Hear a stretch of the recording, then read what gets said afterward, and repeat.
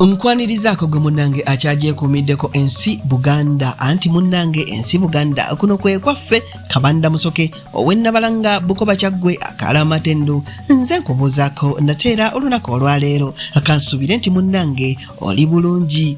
Munnange tukyali ku mboozi yaffe eya Olivia Omusama. Munnange twaleka ate mmaze okuwuuta omukyuzi nga omwana afunyemu ekisujja kwegamba ng'ali awantawaanya naye nga olaba obulamu tebwali bubi era ssekukulu y'omwaka ogwo yatunyumira olwo nno ng'okugenda ku kyeyo kyekindi ku mutwe bambi Oliver yanfaako nnyo era olwo nga n'ebyokutiribira tebikyaliwo ng'ebyuma olumu yasaba tubyesabule omumanyi nezidde okunywa lumu namubuuza ekyakola ebweru n'aŋŋamba nti alongoosa mu ddwaliro era kampuni yaabwe erongoosa mu malwaliro gokka nti aliko na bingi byayize era n'ampa amagezi bwe ntuuka eri mbeeko kyensomwa olwo kinyanguyiza okufuna emirimu newankubadde nga ndiba nkola. Yantegeeza nti yali amaze okusoma ebbaluwa esookerwako mu bujjanjabi era nti omwaka oguddako yali agenda kufuna omulimu ogw'obujjanjabi awo akwate ku kasente akali eyo mu ddoola nga 3,000 buli mwezi. Ebiseera ebyo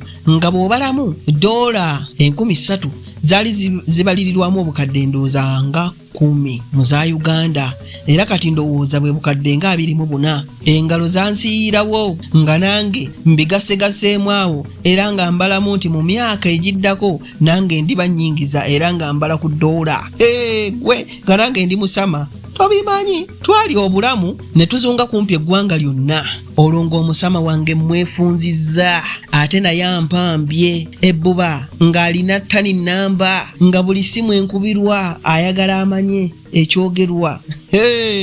Gwe kyokka oba naye yalinayo kukalenza akalala kubanga lumu baamukubira essimu nendaba nga akukuta n'okwekaza era oli yamuggyako mangu n'akomawo neyeesaanya owa nembikomyawo kwate nkoleki nga wabula 7 n'ekitundu oba nga wabulanga wiiki 1 n'ekitundu Oliver alinnye ennyonyi addeyo olwo nange ntetenkanye bwenva wano mwegatteko twafuna obuzibu munnange Oliver yafiirwa ewaabwe ye mukono ne tugenda okuziika era ye yalina okusulayo. Yantegeeza nti ajja kunkubira enkeera munone okuba tamanyi budde bwanaaviirayo. Yalinamu omusujjasujja era nali ndowooza nti oba afunye olubuto. Nze nno olwavaayo nenkubira ekiwala ekisoga kikasuubo ekyabeeranga yenna mu ŋŋoona. Engeri gye waali okumpi nkyajja buzzi alowooza kyalwawo mwana kyali kya ttabbu nga kitambula. Gwe mwana kikasuubo kyali kya ddala ebyaddala nali sisobola na kukikyawa ntyo nali siyinza kyalinga kyambala gagaalubindi naye nga kibalagavu wammanga awo mu maserengeta nga kizibu nnyo nga kya ttabbu. Gwe bakubiridda ku bino nakikubira essimu ne kijja kinsuze era nakyo ndowooza kyali kirakaasidde kuba twali tumaze nga mwezi mulamba nga tetulabaganako ekiro kyonna kata tuleme kukomba ku mpeke ya tulo anti nga tuli mu kwebiriga. Gwe ekyesaamanya nti Oliver eby'okumunoona yabisazaamu era afunye mwannyina Ronald amuleeteko mu kibuga. Nali mmanyi bulungi Ronald era nga tusisinkanye enfunda eziwera nga naye ammanyi bulungi. Siikulwise eyo munnange essimu ya Oliver nagyekanga n'okwambala sinnayambala ku makya nga ŋŋamba nti ali bweru wa kisaakate ky'enju kwe napangisanga ekasubi nasattira era nayambalanga entuuyo zinzika nga buli katuli akandi ku mubiri kavaamu entuuyo. Kasuuba oba yandaba nga ndiko ekitali kya bulijjo simanyi yambuuza kyembadde nga simuddamu nafuluma kyokka naye yava mu buliri nanzijirako okutuuka ku geeti eyali ensibire munda. Kati Oliver yava mu mmotoka oli Ronald n'aweta n'agenda naye nze eno nga simanyi nti ate Kasuubwa ndi ku mugongo. Mujja kuseka naye nammwe kiri batuukako. Munnange Oliver yantunuulira nange ne mmutunuulira nga n'ebyokwogera bimbuze. Laba Kasuubwa bwambuuza nti Musoke oyaani awo kwe kukyuka ne ndaba nga Kasuubwa ndi mu mugongo yezingiridde ettawulo nayagala ettaka limmire naye nga tekisoboka gwe era Oliver yakitegeera nti nasuzizza omuwala. Nakyala yeewa respect, omukyala oli yeewa ekitiibwa, teyaleeta nsasagge yonna okujjako kuŋŋamba nti Musoke, bw'oba olina kyonna ky'ommanja ojja kujja ewa mmami okikime, nze sirina kyenkubanja, beera bulungi. I wish you well in everything you do. Oliver okumalayo bino ebweru wa geeti ng'amaziga gatandise okumuyongoka. Yatambula n'agenda ng'asangula amaziga, n'ensigala ne Kasuubo eyali yeezingiridde ettawulo. Oba ekyo Omuganda kyayita okugalinnya gye gava, oba kyayita okulya eggi, okwesubya omuwula, oba kye bayita obwata okufa amagoba, simanyi. Namala essaawa nga 2 namba nga soogedde kigambo kyonna. Kasuubo yalaba byambuuza sibiddamu, naye kwe kukwata ensawo ye n'agenda nga bw'aŋŋamba nti bw'onooba oyagala okunziramu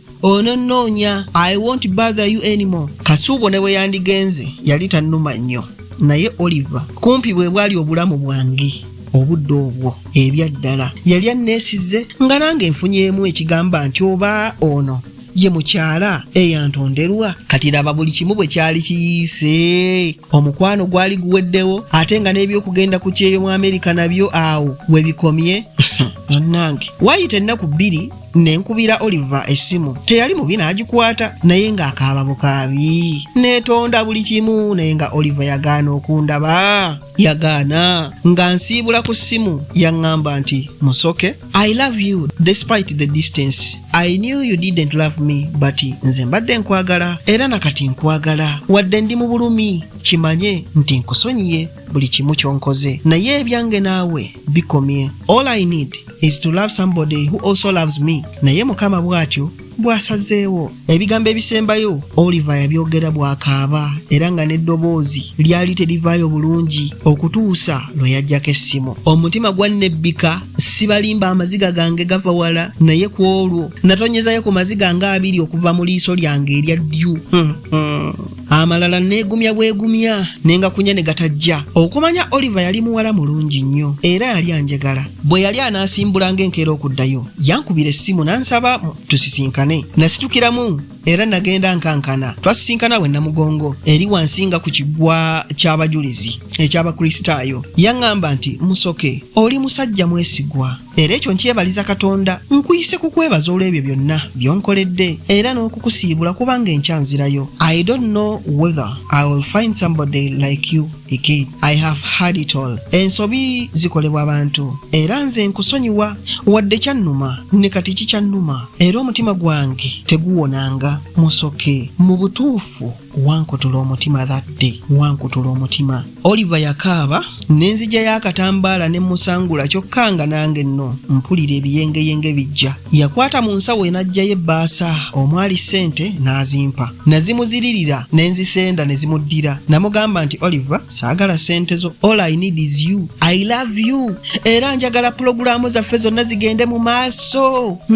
Zigende mu maaso. Nafukamira ne musaba ansonyiwe. Nanziramu nti Musoke, you don't have to. Kino yakyogera nga bw'akwata ensawo ye, essimu n'akatambaala saako ebbaasa y'essente n'agenda nga bw'asangula amaziga. Kye saamanya nti bwe yavaawo n'agenda mu bbanka n'ateeka ssente ezo ku akawunti yange. Kino nalwawo okukimanya.